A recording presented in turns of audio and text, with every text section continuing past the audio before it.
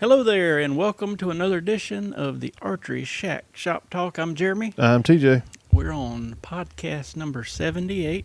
Got some cool stuff to talk about, and we're going to talk about our giveaway at the end of the month, at the end of the podcast, so definitely stay tuned for that. I wanted to start off by talking about string colors. We get a lot of calls, a lot of emails about bowstring colors, and it's hard to describe to people.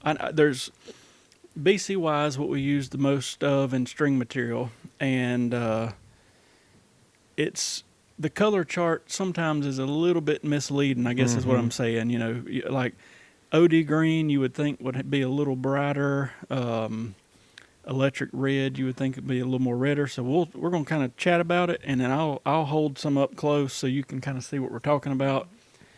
And maybe it'll help you whenever you need a string, kind of help pick colors. Another thing about strings, there's a couple things we get asked like over and over and over. One is, do I need speed knocks? And if I need them, should I go speed knock or speed sleeve?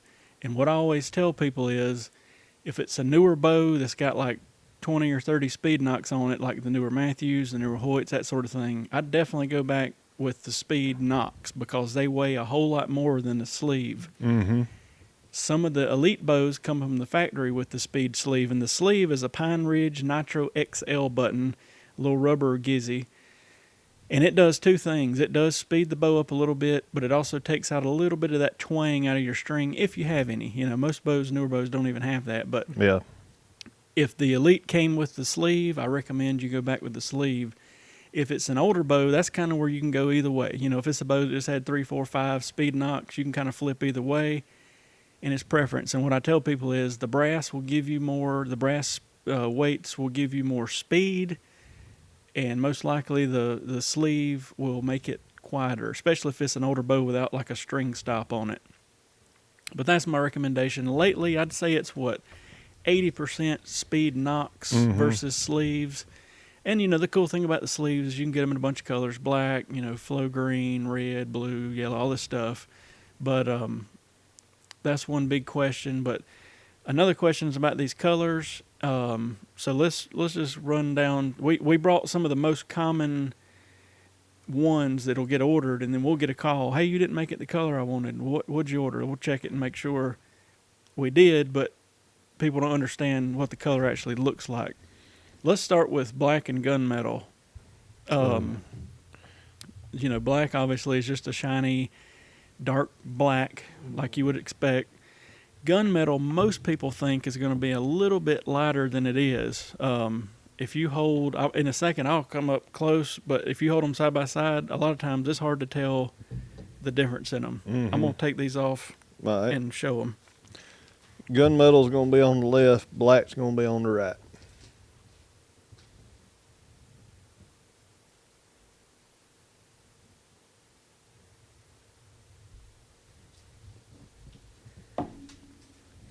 Okay, I'm going to keep my earphones off till we show them all the colors. So another one. You could even throw the OD green in there as far as... Yeah, dark colors. Let's throw OD green and dark brown in. Let me show them all that together. These are all so dark, they're almost black. Now, you can barely tell the color, but they're close. So I'm gonna bring all those up and show you. This is the three. The one on the right is black. One in the middle is OD green. And then there's the gunmetal's going to be on the end. It'll be black. The OD brown or dark brown and OD green, I think is how he's got it set up.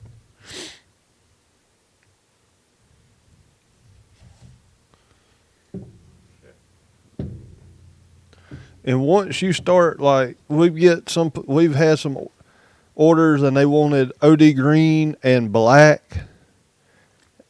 And we'll get 50% of the time we'll get a call from the people and say, you made this solid black.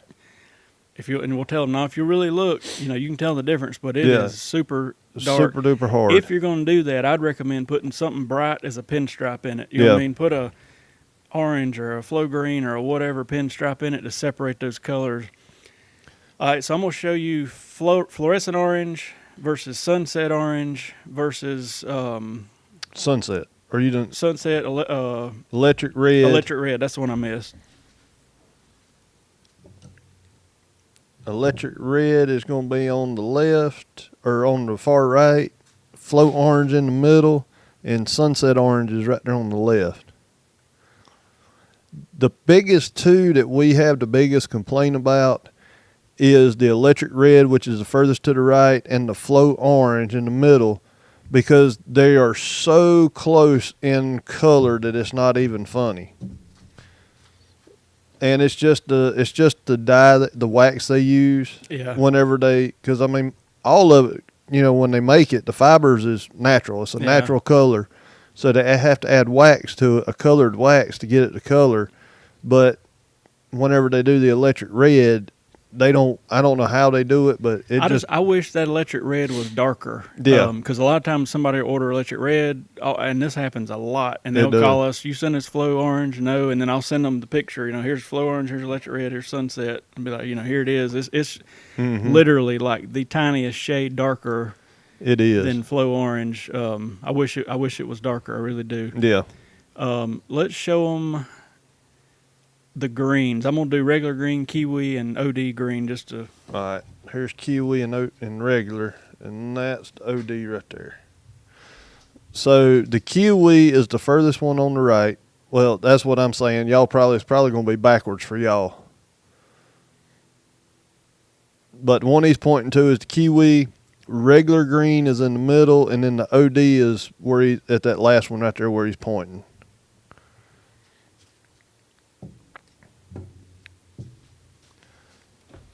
To me, I would have named the kiwi green, because to me that's like grass green. You know what I mean? The regular green is more of like a mint green. Yeah. And of course we didn't bring it, but fluorescent green is neon green. There's no mistaking it. But yeah, I would have. I don't know. I just think it confuses people, and a lot of times we'll send the regular green because somebody orders regular green, and they'll call us and say no, and we'll be like, no, this is it. And we don't ever try to argue with people, but people have got heated with us. No, swearing we've sent them the wrong thing, and I'm like, listen, we've done this for quite some time, and I can guarantee you that's right. But anyway, I just figured this would help a few people out. Maybe we can refer a few people to look at this in the future. I'm gonna go grab one more. I don't know why it just dawned on me, but it's a good one to throw in with the red ones, which what we're gonna do next, because the name of it and I believe what the picture is on I agree. Black cherry. Is that what you're thinking? When they made black cherry, I think from my understanding, and I actually owned one, they made it to match for Matthews pretty much, because Matthews made that black cherry riser back in about 20 years ago. But I think people, I don't know, think it's going to be a little different than it is. But when he gets back with it, I'll hold up. I'm gonna hold up red, mountain berry, and black cherry, and kind of show you the mountain berry's like a what do you call it color, TJ? Mountain berry. Mountain berry is a more garnet color. Yeah, that's so what like, I was trying to think of. If you're from South Carolina and you're a South Carolina fan, that's the one. That's the one you want to go with. If you want to do like a garnet and black or with a white pen, you definitely want to go mountain berry. The black cherry's got that purple, a heavy purple tint to it. It does. And then red's just red. So I'm gonna hold. Let me hold up. I'm gonna hold, and TJ, I'll point at him as he names them. But I'm gonna do black cherry, red, mountain berry, and do that flow or that electric red again, just to compare. Yeah.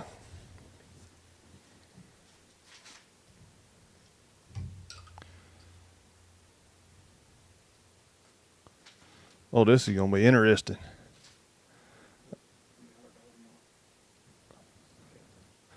All right, so the mountain berry one?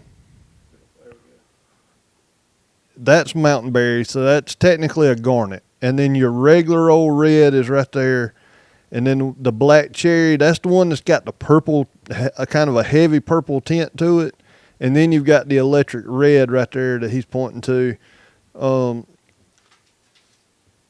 even looked at the BCY color chart And when I seen it on spools, I'm like, wait a minute, they sent us flow orange, and I'll read the tag, and it's got wrote on there electric red. Yeah. And I'm like, and honestly, when electric red first came out, I'm gonna say it was 2014, 15, somewhere in there. I swear it was a couple shades darker originally, and but the only other color I want to show is the new Bloodline Glow bowstring. People have asked kind of what color it is, not when it's in the dark glowing. And we always say, it's that white kind of when you had the glow in the dark stars in your bedroom, it's that color. So I'll hold it up for a close peek.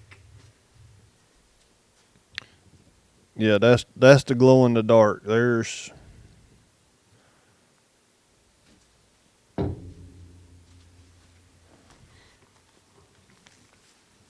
Anyway, I just think that would help people. And one more thing to talk about is serving color. So like let's say you get OD green, dark brown, black, gunmetal, anything really dark, and order like a fluorescent serving, it's going to look bad. Yeah, it is. When we put that serving on tight, it turns a certain translucence. I mean, it's so tight that the colors underneath show through. Yeah. So I always tell people, it's always better to choose a brighter string material and a darker serving. So like, let's just say, for example, you wanted to do electric blue, which we don't have out here, but it's a bright blue and like flow yellow. I would make the bowstring flow yellow and the serving electric blue, and you'd come out looking better than the vice versa, because the yellow will darken up a lot. And that's not the worst case. I mean, we have people order like a solid black string with like flow green serving, and it'll turn the darkest green you've ever seen. And we get a lot of calls on that too. And it's like, flow orange, like flow orange, any of your flow greens, your flow oranges, flow yellows. Yeah. If you put it on a solid black string, it's not going to look good. It's that black's going to bleed through. Now we can make it look good by putting it on super duper under no tension, but after about 20 shots, it's going to separate and it's going to be a mess. So we don't want to go down that road. But yeah, you put it on tight, and it's going to, because when somebody orders clear serving, a lot of people don't know this. It's actually white serving, and when we put it on under our normal tension, it turns clear. Yeah. That's what clear serving actually is. It's not like a fishing line looking stuff when you put it on. It's actually just a white regular serving that turns clear under the normal process. But yeah, if you order a dark string and a bright serving on top of it, it is not going to look great. Yeah. It's not going to look great at all. But we try to, whatever somebody orders, that's what we send them. But, and sometimes I'll email and be like, hey, you realize whatever. But like we had a guy the other day wanting a dark red to match something other. And he sent us a picture of his bow, and we were like, no, regular red is going to be what you want. And we sent him a picture of it, but of the materials. But well, he said black cherry, and I'm like, and so when he sent the picture of the bow, I'm like, no, that's regular red that he needs. But he said dark red, so I sent him the picture of the black cherry, the mountain berry, and the regular red to see. So I don't think I heard back from him yet. But yeah, that's like the most common color problems we have with bowstring orders and stuff. Just people, and that's what's nice. Somebody will come in, and we got like two groups of people that come in. One will just be like, make it camo, I don't care. And the other one's just nice because we can take them to our back wall where all the material's at and be like, you can pick and choose exactly what you want, you know, and that works out great. I guess, what I need to do, and the best thing I can come up with, is to take all of these colors and actually take a picture of them myself and crop out just the material and then make our own color chart. Because like I say, that color chart that BCY has will mislead you. It will. And people, I think, they think they're getting something and get something else. But well, and see, we can't control how much dye or wax dye they're using, because we've got some sunset orange that almost looks flow orange. Yeah, And I'd say it varies 10% either way, especially on the brighter colors. Yeah. On, it can look a little more this way or that way. And I swear when OD green years ago was kind of the thing, it was a little brighter than it is. So I don't know how that works, but that's just I thought it would help out, and maybe in the future we can at least have people watch a couple minutes of that and see the colors in person. Yeah. And that'll be good. And I should have brought, well, it wouldn't be good on this video. We'll make a better video sooner than later, and actually it just be about this, and we'll have some examples of like bright serving over dark strings just to show you exactly what it looks like, and I'll get some close-ups and all, but I just thought this would be a good thing to throw out there. Yeah. Another question we get a lot, and I thought it'd be good to talk about today, is either I've got this older bow, is there any need in me upgrading, or what's the big difference in an older bow and a newer bow? So I just grabbed, we had this bow in for strings here. It's an older, what is this, an Alpine? Yeah, Alpine. I don't even know what model it is, but we just got a string on it the other day. And I was just going to kind of, for anybody that was, asking that, let's say this bow versus, it could be any bow, a new Matthews, but I set a new Prime over here, or it could be a Bowtech or whatever. But in general, what we tell people is, it's a couple things. Speed obviously is one of them. The newer bows are most likely going to be faster for the most part. Now, don't get me wrong, there were some fast bows 10 and 20 years ago, but for the general discussion, they wasn't that, they were slower. 2, let off. Now not only does it usually have more let off, but it's adjustable and that sort of thing. And staying with that same theme, the draw cycle, this is sort of a hatchet cam on this bow here. So it's like weird, and the newer bows are more like they kind of stack, stay fluid, and then hit the back wall and drop off. Another thing to me is, especially when I get one of these older ones in and string it and then I shoot it through the paper or whatever I'm going to do, shoot it, these things kick like a mule. Yeah.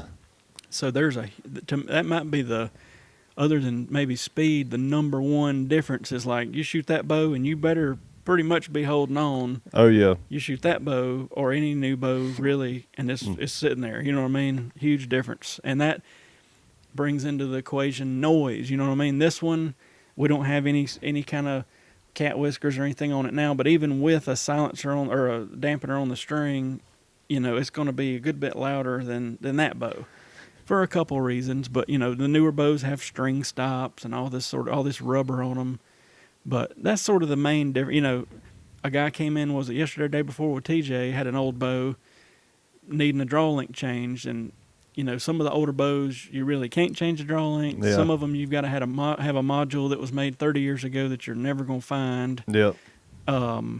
So most of the newer bows have an easier way. Like this Prime, we can rotate a module. A lot of the PSEs are like that.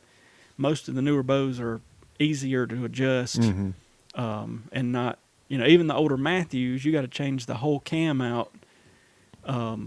And that's getting harder and harder to find, like the Feather Max, the Ultra Max, even the Switchbacks, and, up to that level of stuff, you had to switch a whole cam. And back in the day, that you're looking at $100-$120, and that was sort of a pain in the butt. But that's the big things.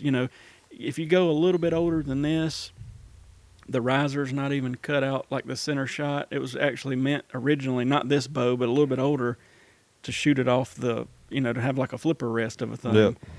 And then you get into the hole, that's a mess. And we usually, on those bows, recommend whisker biscuits because we can still get it all the way over there at the riser, put the cock feather out, and kind of shoot it the same way. Yeah. But well, and plus once you start getting into that, you start getting into steel cables. Yeah. Or the old teardrop cables.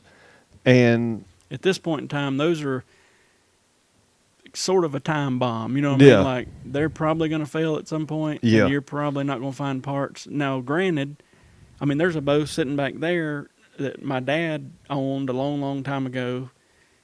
and it's still shootable and it's still fine. I'm not saying if you got a steel cable bow to chunk it, but I'm just saying if it breaks, if one of those cables breaks, you're it's gonna have a hard time. I mean, there's a few rare places you can still find steel cables, but it's a mess. You know what I mean?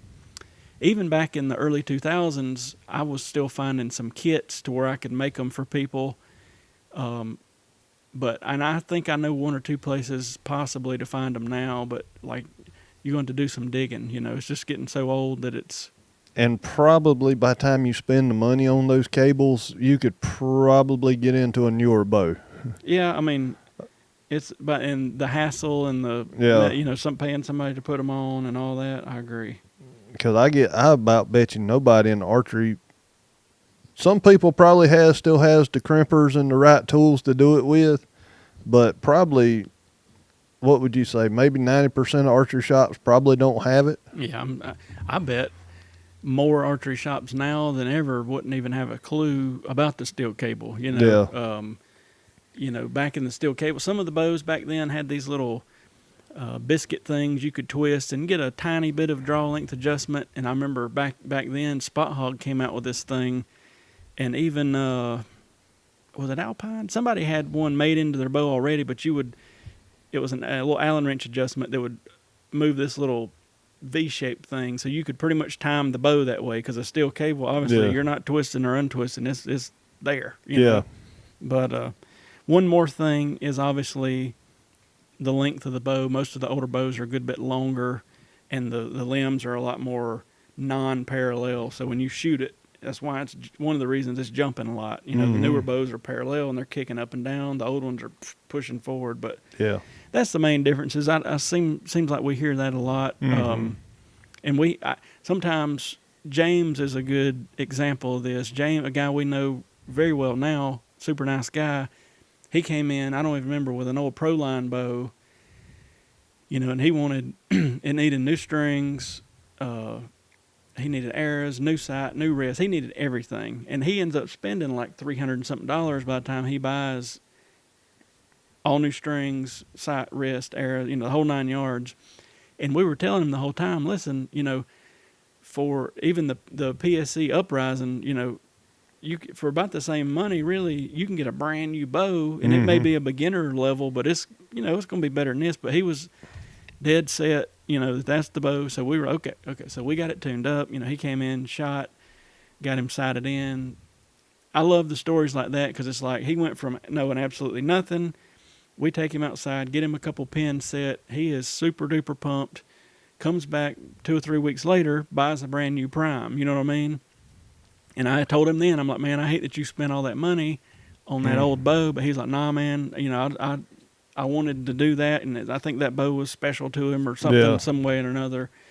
But anyway, we see that a lot. People come in with an older bow and need a lot of upgrades, I guess is what I'm saying, and end up spending like $200+ on it. And it's like, you know, for $320 or a little more, we can get you into a brand new one package, you know, and it may be the entry level, but compared to a 1989 bow, it's a Cadillac, you know. But and another thing that you got to look at with some of your older bows is a lot of these bow companies don't make parts for them anymore. Like even that Alpine over there, I mean, it's probably a late 90s, maybe 2000 model bow. I'd say like a 97-ish, just guessing. So I doubt if Alpine has parts for that bow right there. Speaking of parts, we've got a PSE Brute X in here that was a very popular PSE bow. Yeah, around the 2000 mark or 2010 mark, and the guy messed his cam up, and we have called PSE. Our rep ended up calling a bunch of shops that he knew had been PSE dealers for a long time and maybe had some stuff laying around. Yeah. We put the word out online and cannot find a cam for it whatsoever. And PSE said they don't even make it anymore, and that's, you know, I mean, that's going on, what, an 11-year-old bow? It seems like around the 10-year mark is where most companies are kind of like, other than Matthews. I'll give it to Matthews. You could still call them and say, I need a max cam for a 1997 Feather Max, and they will either have it or make it or whatever that works, but they've got them. But I'm sure they've even got stuff I would think that they don't still have. But yeah, after about the 10-year marks where you're going to start having trouble finding parts. Yeah. But that's just the way it is, I guess. Yeah. And I hate it when a new shooter comes in with an older bow and it really don't fit them, like, especially when it's like a 30-inch draw and they need to be a 27 or 28 and there's almost nothing we can do to change it, you know. I mean, there's little minor things like you can say, all right, let me shoot a brass knock instead of a loop, and that'll take a little bit off. And we might, if it don't have steel cables, we can play with the strings and cables a little bit without really jacking up the poundage, but you still can't get that much. Yeah. And it's like, listen, you're going to hate archery because this bow's going to tear your arm off. Yeah. You'd be better off, doing something different here. But it's hard. Sometimes I feel bad because I think the person thinks I'm trying to be a salesperson, and I'm not. I'm just telling them the truth. Yeah. We had a guy bring in this has been about 2 years ago. I was fixing to bring your story up. He brings in a kid and has bought this kid an older Matthews bow, and the kid's probably like a 26-inch draw, and the bow's a 29 or 30. I mean, it ain't even close. It ain't really even shootable for the kid. And I pretty much argue with the guy. I'm like, listen, he's going to hate shooting because this ain't going to work. I mean, so anyway, he's like, nah, man, let the poundage all the way off far as you can get it and all this. I'm like, all right, I'll do whatever. Backed it off. The kid barely got it back. And I mean, it's over the top of his shoulder. You know what I mean? And the guy's like, man, this'll work. And I'm like, listen, yeah, he can shoot it. But he's not going to be accurate. He's going to be frustrated beyond all belief. Yeah. And I'm like, this is not a good idea. And I said all this in the nicest way possible. And I think I told him, I'm like, listen, I don't remember which Matthews it was, but I was like, take this bow, put it on Craigslist or whatever you want to put it on, and, you can get enough money to buy him a bow that will fit him. Yeah, a PSE Stinger or something $300-400 range at least that'll fit him and he'll enjoy. And no joke, they left, and I've seen the guy back in here, but the kid, as far as I know, I've never seen him again. Heard about him shooting. I guarantee you, he went home, probably tore his arm up. Yep. Hated it, and said screw it. But I hate it when that happens. And it's going to happen sometimes. People just don't want to spend the money or listen. And like I say, it's not us trying to be salesmen. We're just honestly, I don't care. Like I told him, you could find a used bow that'll fit him. Yeah. That'll work, versus this thing. But and I understand, like, we get a lot of people come in like, this was my dad's bow, or something like that. Like, I had a guy come in last week and he was asking me, he had a old bear whitetail hunter or something like that, and I told him, I said, dude, he said, how much is it, going to cost me to get it? I said, depending on what it is, I said, you could be in it for as little as $50, or you could be in it for at least 120. Mm-hmm. And I said, to be honest, I said, with that bow being steel cables, I said, if one of them cables breaks, I said, it's pretty much done. I said, so if I was you, I'd probably save my money and just put it on the wall as like I wouldn't say a trophy, but as a what am I trying to say? Like a conversation starter or something like that. Yeah. But we are about out of time on our recorder, so check the description for our giveaway for the tumbler for Muddy Ducks at the end of the month. And we definitely appreciate y'all watching. We'll try to have more conversations like this on our podcast. It seems like it's pretty cool. But thanks for watching. Yep. We'll see y'all on the next one. See ya.